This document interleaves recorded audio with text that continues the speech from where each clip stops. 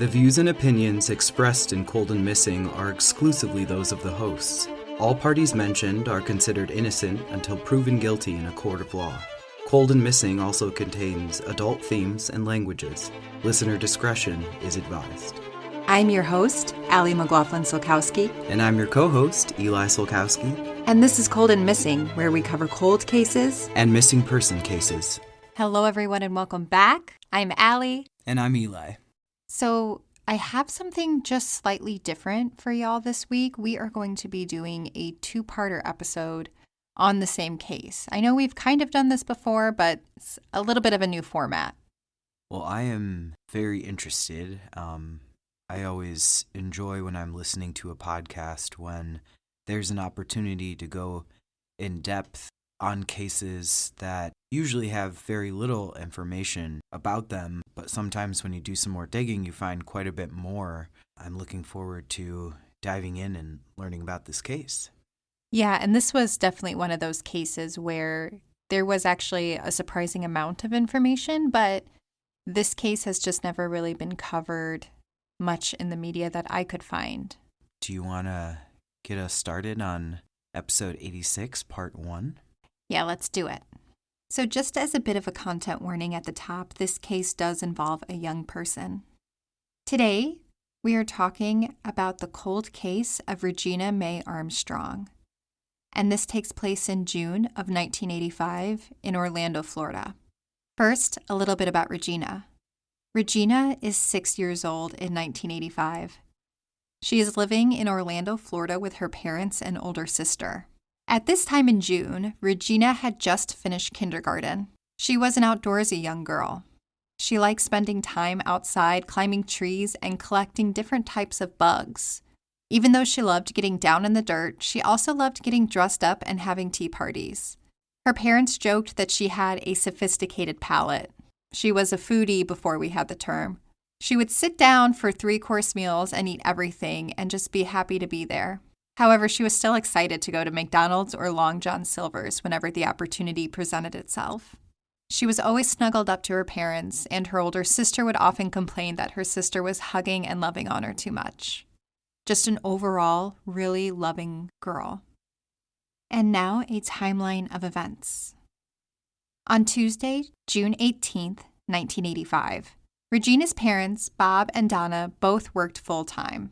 Regina's older sister, Christine, was 9 years old in 1985, but already had a host of medical issues and spent her time in and out of the hospital as a young girl. With both parents working full-time, Bob, Regina's dad, took Christine and Regina to their babysitter's house on Summerend Boulevard in southeast Orlando. The babysitter's apartment was just a few blocks from their house. When they got there, Regina hopped out of her dad's truck and said, quote, "Daddy, I love you. I'll see you tonight," end quote. Regina is 3'6", about 45 pounds. She had a sunburned scab on her nose, and she was wearing a blue and green flowered dress. Bob drove to work, not knowing that this would be the last time he would see Regina. The morning was pretty uneventful. By the time the girls had lunch, they wanted to play outside, so they headed outdoors with the babysitter's younger brother to play. Regina is not wearing shoes. The kids were playing behind the apartment building in the parking lot when a man approached them around noon. The man is around 6 feet tall with a medium build and dark, bushy hair. He was thought to be in his late 30s or early 40s, but later reports will put him between the ages of 20 and 40.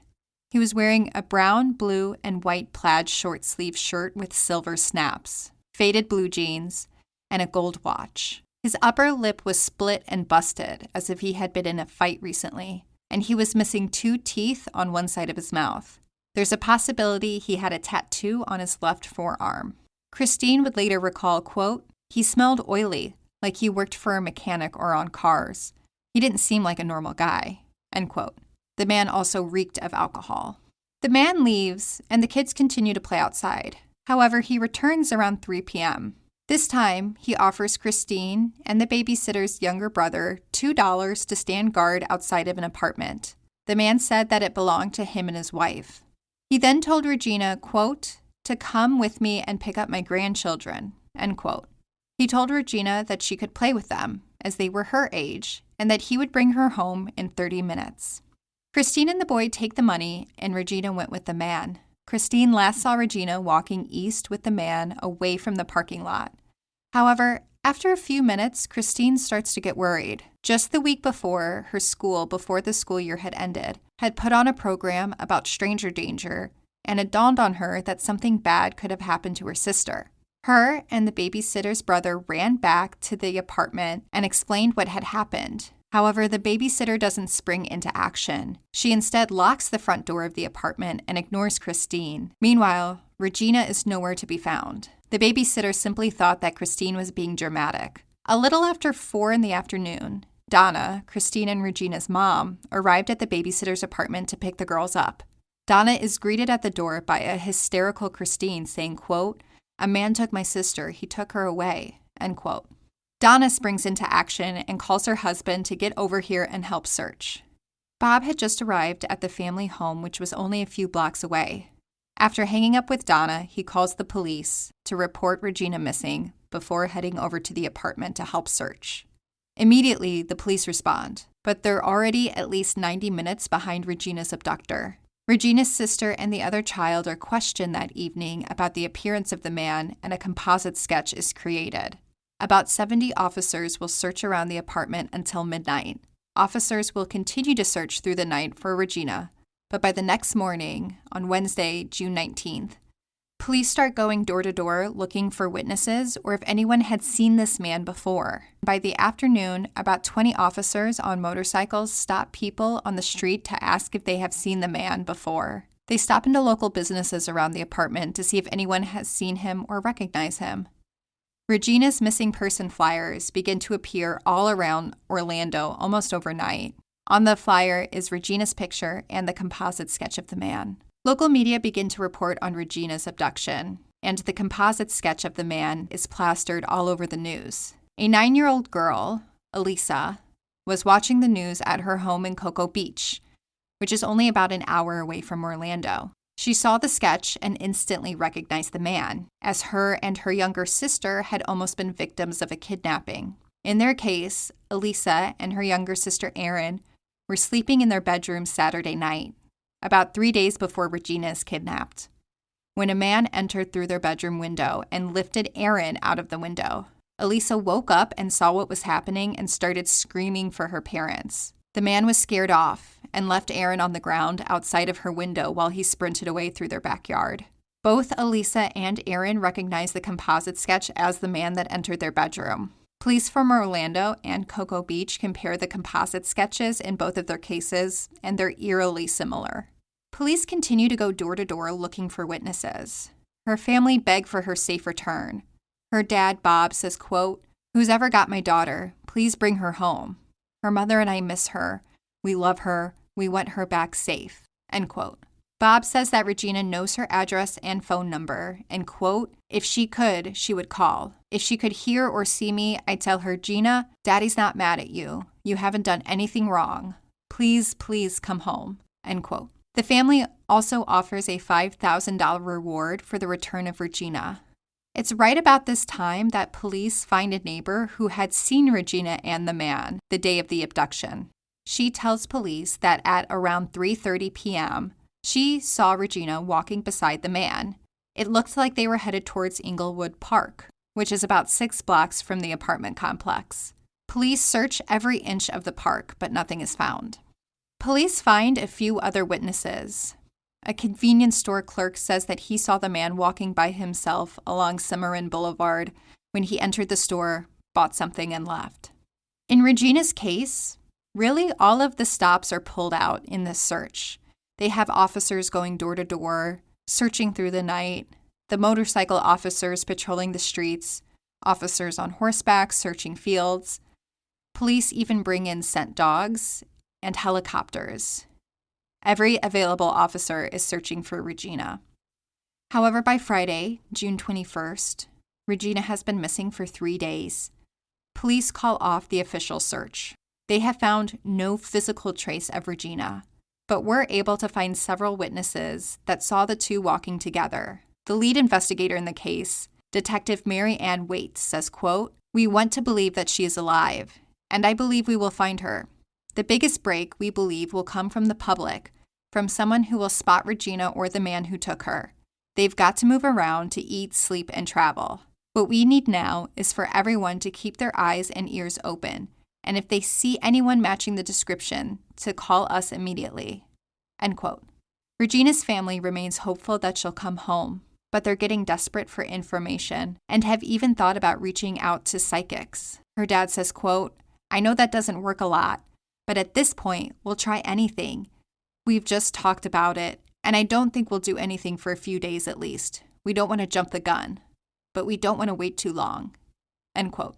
They've also thought about having Christine hypnotized to see if she can recall any more details about the kidnapper. The Orlando community is eager to help in the search for Regina. Community members come forward, volunteering to do anything: answer tip lines, do paperwork, go out and search. Grocery stores drop off food. Local restaurants tell the family they can eat free of charge. Hotels offer to put up family coming in to help for the search for free.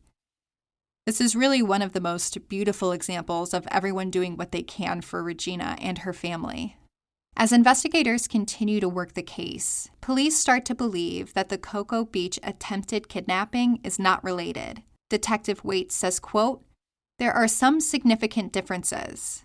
We can't completely eliminate the possibility that the two suspects are the same, but based on what I know right now, it doesn't appear so. We are still looking into it." End quote. Over the next week, police began to work the leads that they developed during their initial search, and they continue to man a 24-hour tip line. As police slowly work their way through the leads, they keep coming up empty. No Regina, no man with a busted lip. As police approach a week that Regina has been missing, they use 130 Navy cadets to search an 18-mile square radius for any trace of Regina. Originally, police only searched a 6 to 8 mile square radius. But with the additional manpower, the searchers will search a larger area and all the abandoned buildings, woods, swamps, canals, creeks, and any other secluded area they happen upon. Her family remains firm that she is alive. Her dad says, quote, "We believe she is alive, and until someone shows us differently, we'll never believe otherwise. We're not going to give up. We'll find our daughter, if it takes the rest of our lives. Deep down in our hearts, we believe she's coming home." End quote.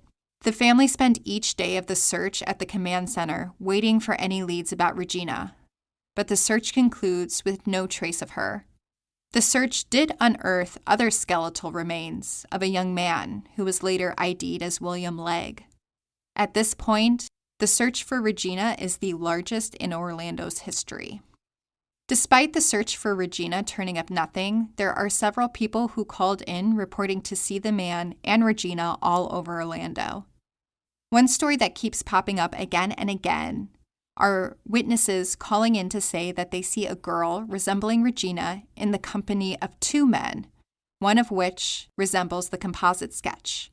The trio is seen in a beige or brown vehicle, a mid to late 1970s car, possibly an Oldsmobile Delta 88. A housekeeper in a small roadside motel calls police saying that two men checked into a room with a young child. One of the men resembled the composite sketch, and the little girl looked like Regina. When police arrive, they check the room, but no one is inside. What they do find is a copy of Regina's missing person flyer torn into little pieces. On June 25th, there is another possible sighting of the man. Regina has been missing for a week, when a man fitting the description of the suspect walked into a Popeyes restaurant at around 10 p.m. He asked the person behind the counter if they could open a can of ravioli. The workers at the restaurant recognized the man from the composite sketch. An assistant manager heads to the back to call police, while the cashier tried to keep him busy. While the manager was still on the phone, the man turned around and left. However, outside the restaurant, two teen boys see the man leave the Popeyes and follow him to a brown car. The man gets in the car and heads north on Orange Blossom Trail in Orlando. The teens did not get a license plate. Lieutenant Steve Harrelson says, quote, "They followed him because he left hurriedly and they could tell there was some kind of commotion about him. Basically, they just walked behind him in the parking lot until he got into his car. The description they gave was about the same as what the Popeyes worker did. End quote. Regina's parents are very hopeful that this is a good sign. Ravioli was one of her favorite foods. On June 27th, police come forward with all the possible sightings of Regina and the man over the last week. After this press conference, however, the reported sightings of Regina and the man will slow down and eventually stop over the next few weeks. So that is where we are going to leave part 1 of the timeline. Next week, we'll get into covering part 2 with a few additional details about the search, how and where her body was found, and how she's eventually identified as Regina, and where the case stands as of 2024. If you know anything about the abduction and murder of Regina Mae Armstrong in June of 1985, please call Crime Line at 1-800-423-8477. And the sources for the timeline today come from Florida Today, the Orlando Sentinel, the Miami Herald, and News Press. So that is part 1 of the Regina Mae Armstrong cold case. So this is just really her abduction.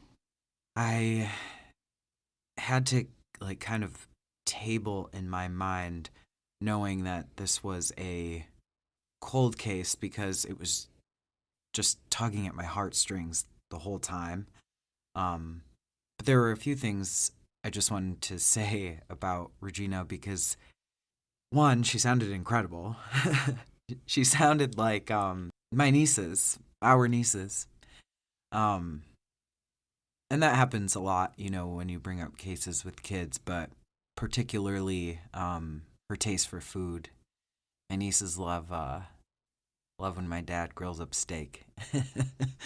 A similar spirit, and while it made me so happy to know that, a soul like that existed, it was equally as heartbreaking to know that she isn't here in the way that she should be.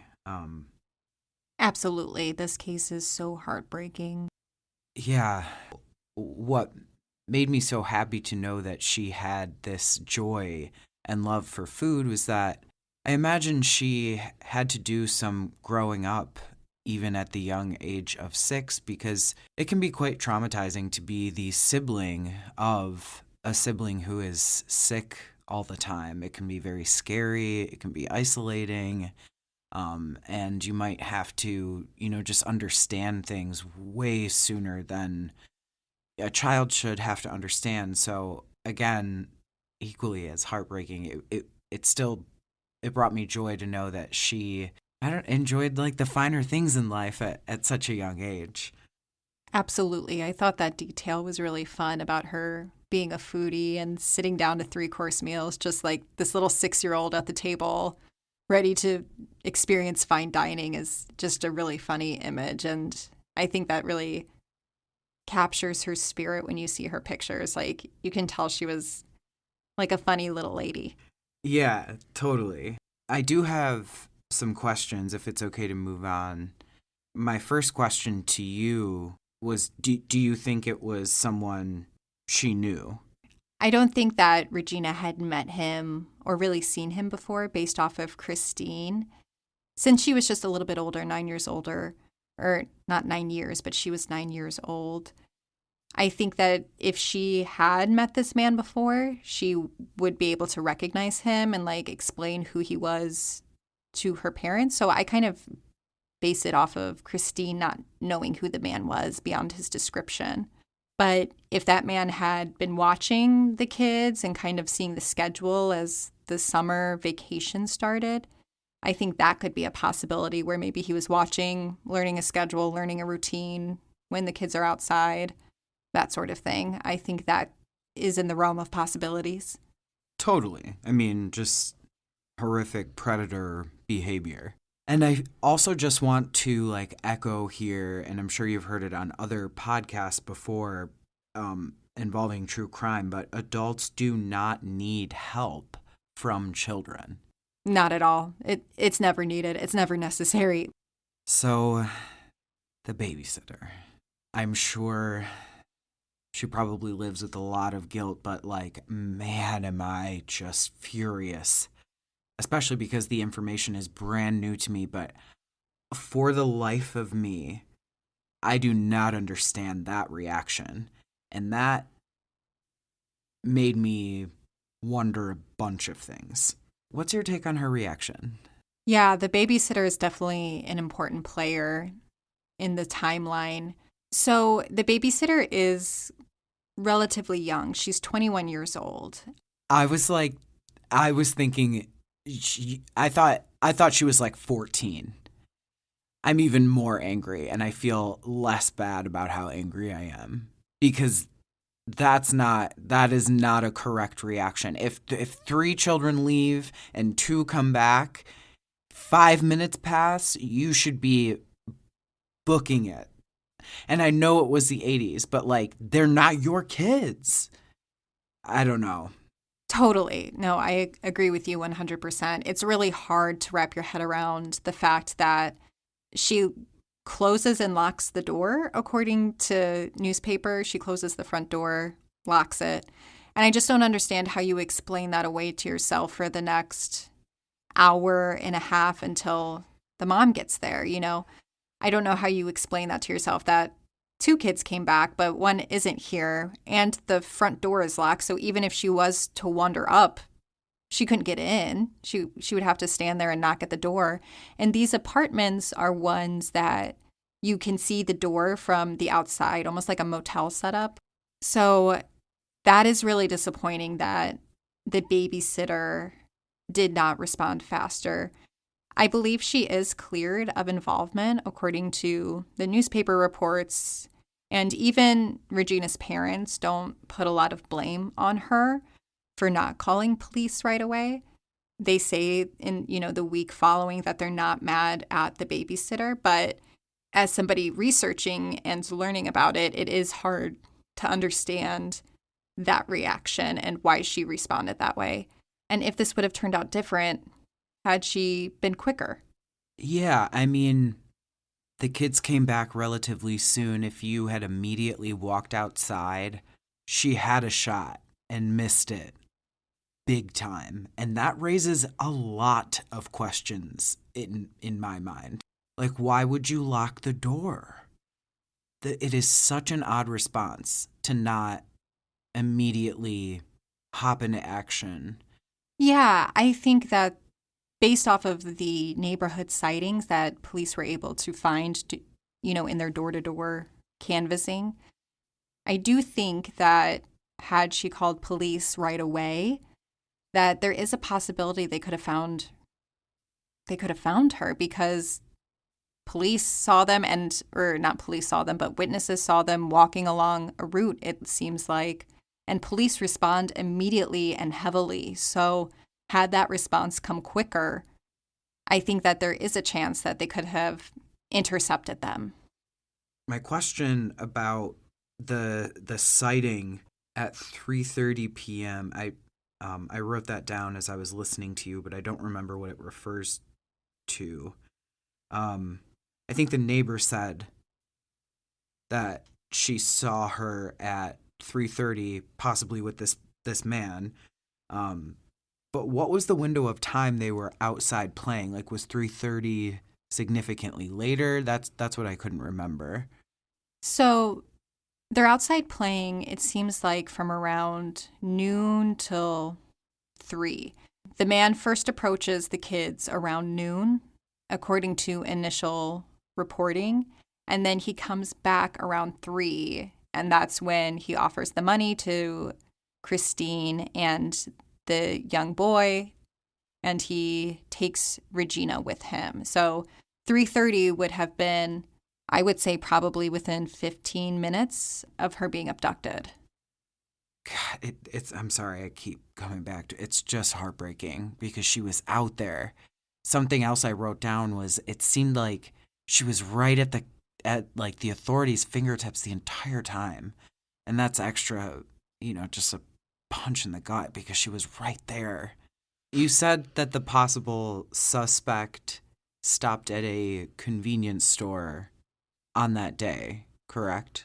Yes. It's unclear if that was before the abduction, kind of between that noon encounter and the 3 p.m. abduction, but he was alone. We're not sure what he bought, but he was alone when he entered the convenience store. That was exactly what my question was going to be. I know you spoke on it briefly, and I couldn't have said it better, but the community's response was really incredible here, down to the young folks at the Popeyes. Him coming in and asking to open a can of raviolis. You know, I've worked in service before where people have needed something extra from the kitchen or kitchen staff to help feed their baby. It's not something that's like unheard of, but a can of raviolis is very odd.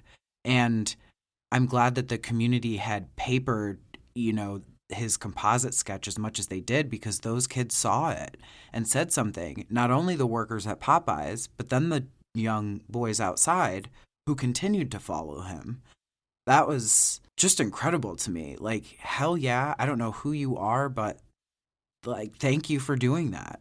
Yeah, it's not quite clear if the two boys that followed him in the parking lot understood that he was the suspect, if they were conscious of that, but it seems like police, they just kind of like saw this guy kind of get in, get out, like kind of causing a commotion, as it were. So they just like followed him for a while, which is really interesting. But some newspaper reports say that they chased him because they did recognize him. So yeah, but that's all community response. Everyone put up flyers, businesses offered to print them, pay for them, whatever was needed to get them everywhere in Orlando.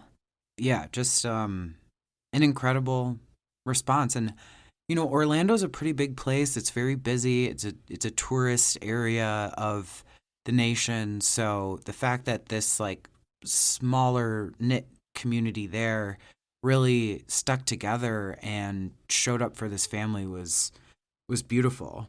Yeah, I mean, I guess that brings us up to like right where you left us off. I'm very eager to hear more. I'm so glad that you brought her name to the front of our minds. I imagine our listeners, especially as we've been growing in numbers month by month, will do some Googling, and I really hope you do, because this case deserves as much attention as any other case out there. I think it's completely solvable. I think it happened recent enough that there are still people alive who have information. Maybe someone knows something. Yeah, thank you so much for sharing Regina's story. It's heartbreaking, but I'm so glad to know it now. Again, if you know anything about the abduction and murder of Regina Mae Armstrong in June of 1985, please call Crime Line at 1-800-423-8477. And we will be bringing you part 2 next week, where we get into the discovery of Regina. If you're anything like me, which you probably are if you're listening to this podcast, I'm sure you will be digging into your own research this week, but there's a lot of articles that are behind paywalls, but I do have access to them. So I will be bringing you all that information next week, and we'll get into part 2. In the meantime, we'll have pictures of Regina and the suspect on our Instagram, which you can check us out at Cold and Missing. Like Eli said, I do think this case is completely solvable, and I think part of it is because of the composite sketch. I think somebody can recognize this person and put a name to who he is. So check it out on our Instagram or our website, coldandmissing.com, where we also have transcripts. So if you or someone you love is hard of hearing, you can follow along that way. And if you have a minute, if you can rate and review us, give us a written review in Apple Podcasts, that would be so great. We appreciate every single one so much. But that is all I have. Please tune in next week for part 2 of the Regina Mae Armstrong case. Thank you so much for listening to Cold and Missing. I'm your host, Allie. And I'm your co-host, Eli. Have a good week and stay safe, y'all. Stay safe, y'all.